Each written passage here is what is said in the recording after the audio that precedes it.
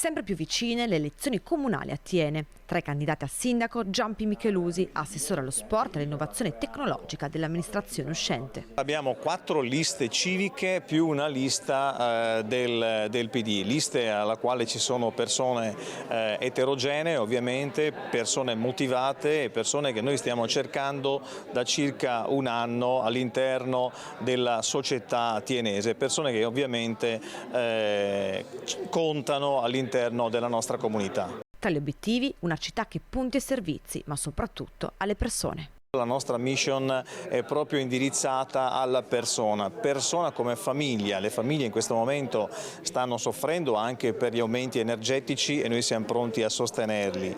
Poi i giovani in questo momento dopo il Covid hanno subito davvero una grande batosta dal punto di vista psicologico e qui vanno aiutati.